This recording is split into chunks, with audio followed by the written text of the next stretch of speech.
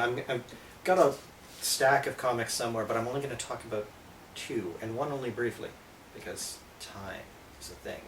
The one that I'm going to talk about briefly is Injection, because Injection was freaking fantastic. And we started with, I'm trying to remember the main character's name, and I'm failing miserably, and I apologize for it. We started with her in an asylum. This is the comic we find out why. We find out exactly what has driven her to the brink of madness, and why they keep bringing her out of the asylum. And it's breathtaking. They do, like, this is another time where Warren Ellis is attempting to move out of the shadow that is Next Wave, because Next Wave is the single greatest comic series that has ever been.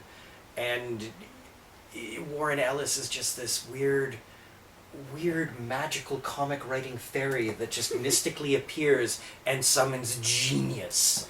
And Injection is very much that. So recommended to the moon and back.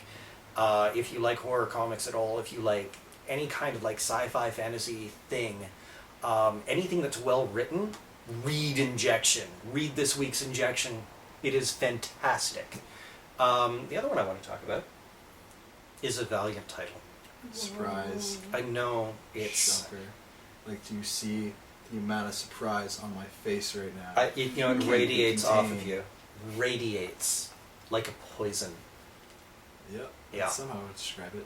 So, Exo Manowar is one of the things that on Living Myth magazine we call the best of all comics. And we launch like a new thing where we do an in-depth analysis of a comic book series. And we started that with Exo Manowar because we wanted to explain why we continually refer to Exo Manowar as the best of all comics. And my God, did they knock it out of the park with the opening of this particular story arc. So, Exo Manowar is a Viking. We've gone through the story before where he is a Viking who was abducted by aliens. Came back to rescue his people from the aliens, went back and conquered the aliens. The aliens in turn ended up getting conquered. So he ended up having to go back to save them, and he's brought them back with him. So right away you've got these former masters and former slaves trying to figure out how it is that they're going to function together. At the same time, Valiant had an alien invasion. And it wasn't like it's handled in Marvel or DC where it's like, oh, this alien invasion happened, but a week's gone by now, so we don't have to deal with the consequences of it. Mexico City got destroyed. Every comic that has come out of this has had to deal with that in one way or another, even if it's only in passing. And one of the things that ended up happening is different world militaries had to combine forces to help fight the alien invaders. And we get to look at a pilot who was involved in this and actually is a very heroic figure, and ended up meeting the president and getting all kinds of awards for it, and he's a really heroic guy and is living with his family and his kids are proud of him kind of thing, but he hasn't really dealt with the trauma of it. He still has nightmares. He's got a massive degree of PTSD that's just kind of being ignored because he's a hero. So why do we have to deal with any of this? We can just sort of shove. He did his duty and we don't need to take care of him anymore. So he ends up being called in because Eric, Exo Manowar, brings these aliens to this stretch of land that has been given to him. And the military isn't sure whether or not this is an invasion or not. But they get ready to fight just in case it is. And Eric has to settle down, and he knows this is going to be a problem between the former masters and the former slaves. So he tries to get them to connect with one another. And there's a brief couple of moments of communication that are happening before this pilot freaks out. Just completely panics and fires off his entire payload of weapons at the alien ship that is defenseless, landed, and has no shields. Yikes. So if they weren't going to attack now, they are. Well, they can't. They're they haven't all blown up, but they were completely helpless. They're like a broken refugee. Like these are the survivors of a planet-wide massacre. It's like the Vulcan equivalent from the Star Trek reboot, where there's like maybe 30,000 of them left before they get here. And they're not soldiers. They're like priests and refugees, and that's it. And the former slaves, the old Vikings, see that they're not warriors, and when the explosion happens, abandon all pretense of, well, we hate you forever because of stuff that you've done, and go to help and try to make things right. But you've still got this crazy pilot up in the air. You've got the US military like recoiling in horror and trying to spin this in some way. It's amazingly well done. And this is where this story arc is going to begin. I cannot wait to see where it goes. So, really, really good comic. Incredibly strong narrative, incredibly strong writing. Would recommend. Nathan, you should buy it. Cool. My wallet is literally empty right now, so I know. it can't be done. I am the brokest I've ever been in my entire life. Yay, school! You know, in other countries, they just let people go to school. I know. Yeah. Why am I not in that country? Yeah. Yeah, Yeah. it's not fair. It's not. I got The Beauty by Jeremy Hahn, Jason A. Hurley, and John Rush. And it's basically about an STD that people get that makes you beautiful. I wouldn't mind that. Would you But- though? Because your head explodes. Exactly. I was You're getting already to that. beautiful. I was. Oh, damn. You feel it. Anyways, it's been passed around by like as many people that want it. Like they just go out and they try to get it. Yep. Of course they do. Yeah, everybody does. Oh. And then one of the first people that got the beauty suddenly, like, spontaneously combusts on a SkyTrain. So But just like her head. just her head, yeah. Yeah. So now they're starting to think, hey, maybe there's some side effects to this STD, and they are trying to investigate like what happened to this girl and figure out if it was indeed the beauty that killed her. And it's about two cops. One of them already has the beauty, and one of them at the end gets it. So basically, they're on a very time limited investigation, because if they don't figure it out soon, they could have their head blow up. Yes, but they're also being shut out by the government, which makes them Yes. extra suspicious that maybe the government knows something. Yeah. And Or maybe the government's the one that started the beauty. yeah, which I'm not surprised that's where that goes. Yes. But yeah, no, Beauty was an interesting comic, really interesting premise. Very interesting premise. I liked it. It was a very good setup, and I really like the art. The art is fantastic. I'm a huge Jeremy Hahn fan though, so And that was essentially why I got this in the first place. Cause yeah, he even thanked you on Twitter for your cosplay you did that day. Oh, that was pretty fun. Tell us about Batman. Tell us about Batman. And Mr. Bloom. Well, there's not a whole lot to tell about Mr. Bloom in this There's issue. tons to talk about Mr. Bloom in that issue. There's a bit. We finally see him. We see what he looks like. He's horrifying. He is. Kind of reminds me of Snyder's Mr. Death. Hmm. Yeah. Because he kind of pulls some very similar shenanigans.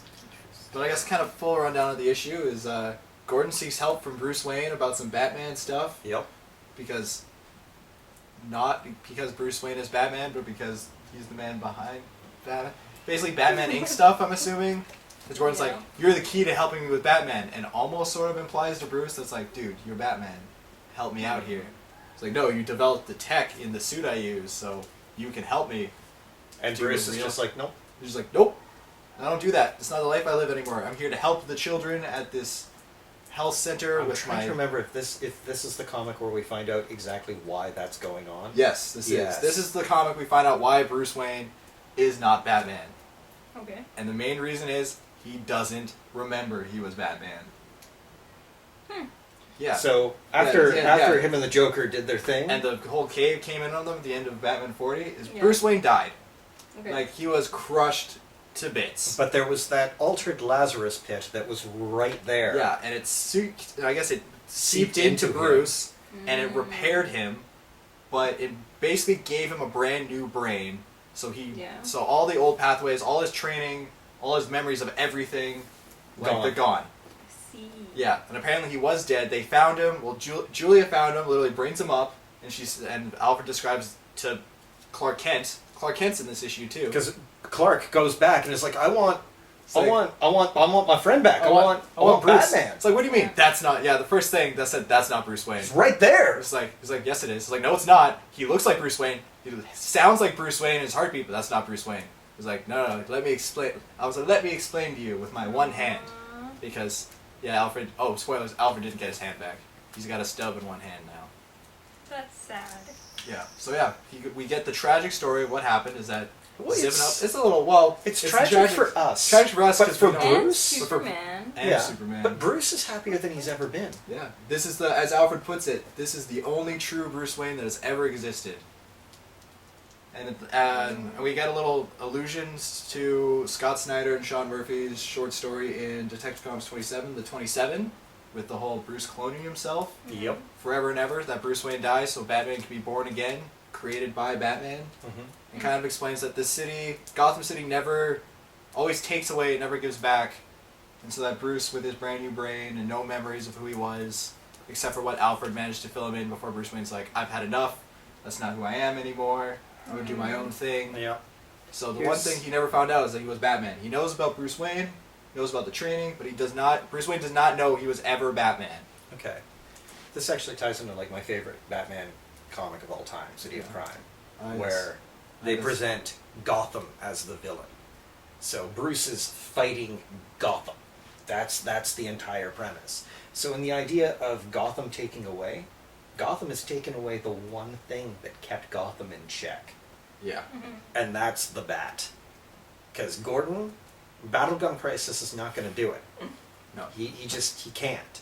Catwoman's doing her own thing. They actually have like Battlegun Crisis show up in Catwoman this week as well, which is a lot of fun. And you get Catwoman bumping into Bruce Wayne, which is also a lot of fun.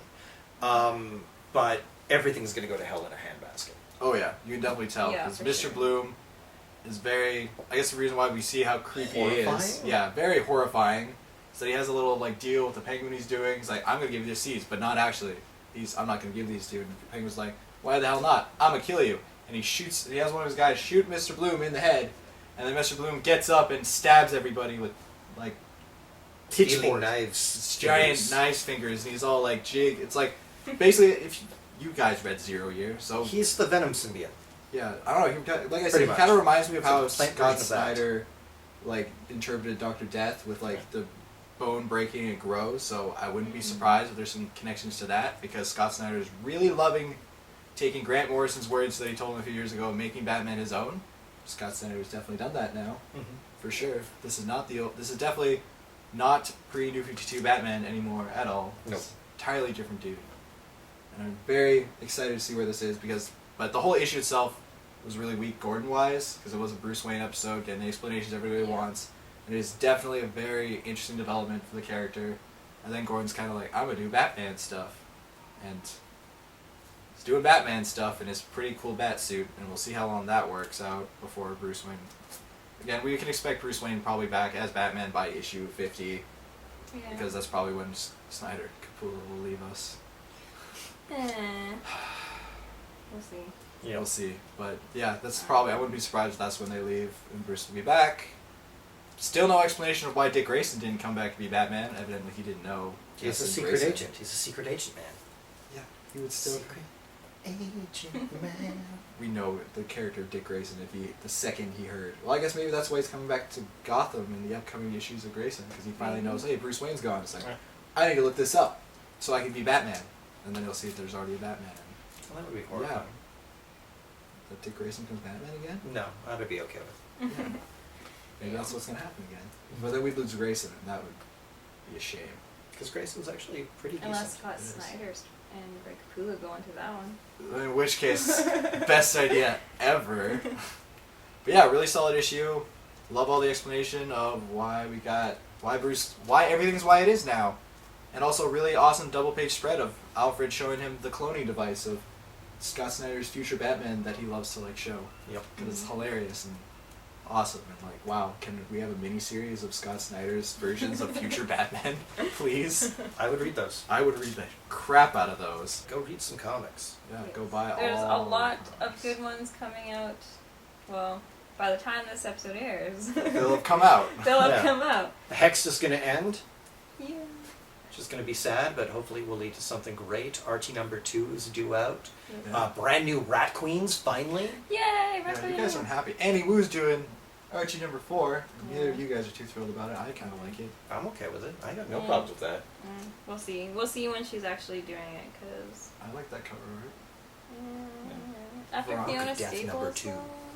Yeah. Book of Death. And Welcome Back is coming out tomorrow. Yeah. Oh my God. Read Welcome Back. Like, read it. Like, go grab that comic right now and read it. Travel through time if you must. Yes. Oh, yeah. Yeah. Yeah. Yeah. Yeah. Yeah. Pick it up. Uh huh. Okay. Yeah. Alright, closing statements. Thanks for watching. I believe that is the closing statement. Alright. Yay. There's something to add? Thank you for watching. I got nothing. I've got nothing. Remember, Well, folks, I could keep going, STDs are not your friend. unless they make you beautiful and you're willing to pay the price. Yeah. If you want your head blown up, But you Dude, got it's a head. you got a year of being pretty. Yeah, you know, like